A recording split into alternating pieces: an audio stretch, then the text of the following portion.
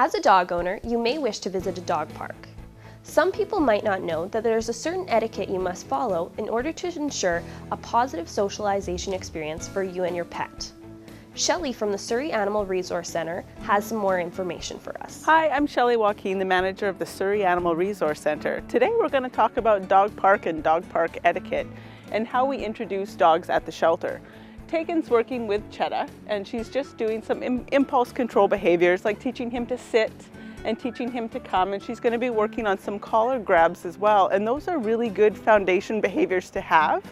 A collar grab is a really good tool to have under your belt before you go to the dog park, because it gives you the ability when play does get heated and the dog isn't coming off, and you can go in and grab the collar. If the dog's not used to that and they're kind of in a heated environment, you may get where they kind of go around and grab your hand, because if the play is turning into maybe an argument, the dog may think that it's the other dog grabbing the collar and he may redirect on you. So if your dog is really comfortable with having the collar grabbed in a whole bunch of different situations, it's really beneficial to have that on board before you go to the dog park.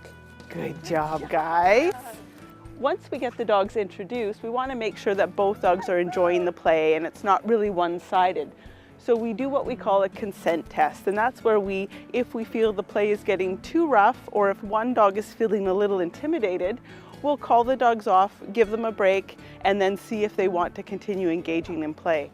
That's a really good practice for you to do at the dog park with your own dogs. The consent tests are for the dogs, but they're also for the people. Different people have different comfort levels with different types of play styles. You want to make sure your dog's not making anybody feel uncomfortable, even if you know that it's just play. So there's lots of smells when you go to a dog park. So sometimes your dog may do a really good recall at home, but when they get into an environment that's a little bit more exciting, it's almost like they can't hear you anymore. So it's good to start practicing a recall in the home where there's not very many exciting things happening, and then slowly make it more and more difficult for your dog. So then take it outside, then take it on the sidewalk, and then eventually you can take it to the dog park. One thing you can do is have him dragging a line if you're able to manage it.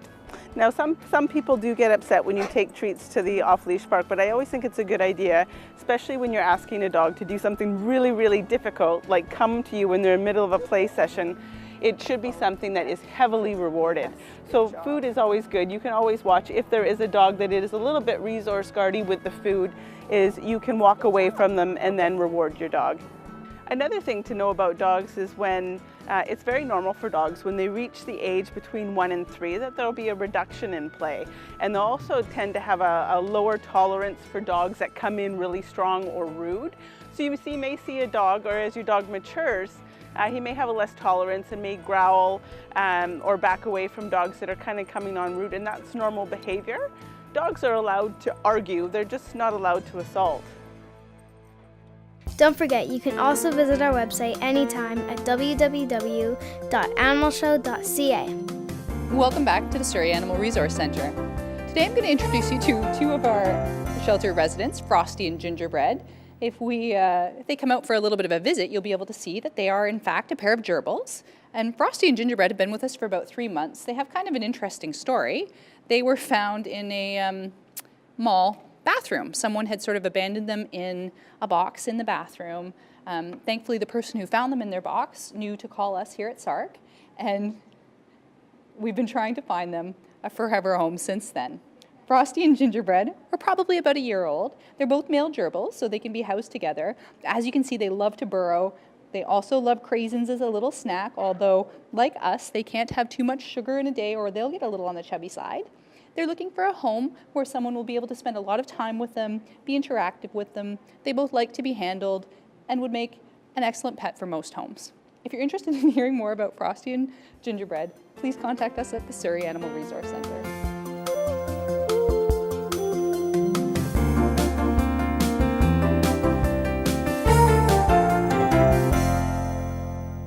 Next up we have Gumdrop. She came in as a stray, and she is about 6 months old, and she is an outgoing, beautiful little kitty.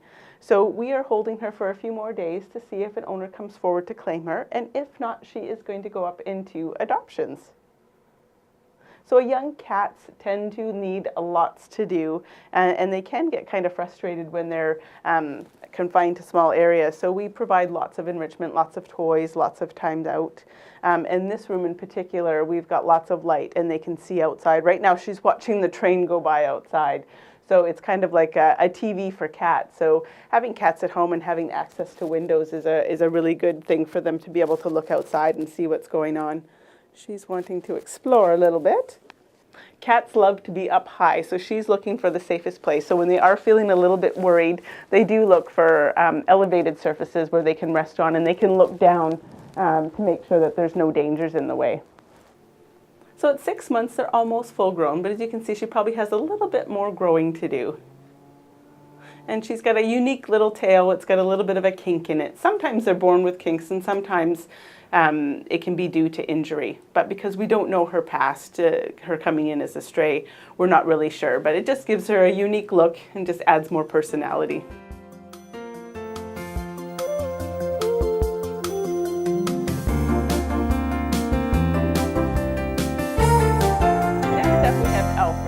He has been on the show before when he first started learning targeting. He is really advancing now, and we're going to show you where he's at. So what he's doing is he's targeting the end of the target stick with his nose, and every time he does, he gets his favorite thing in the world, parsley. Now what we've moved on to from that is we've actually started getting him to weave around pylons. So agility is no longer just for the dogs. Oh, he's going to steal the parsley right out of the pouch. So as you can see, he's really actively looking for the food. And enrichment like this for the small animals is really, really important because they typically forage for their food.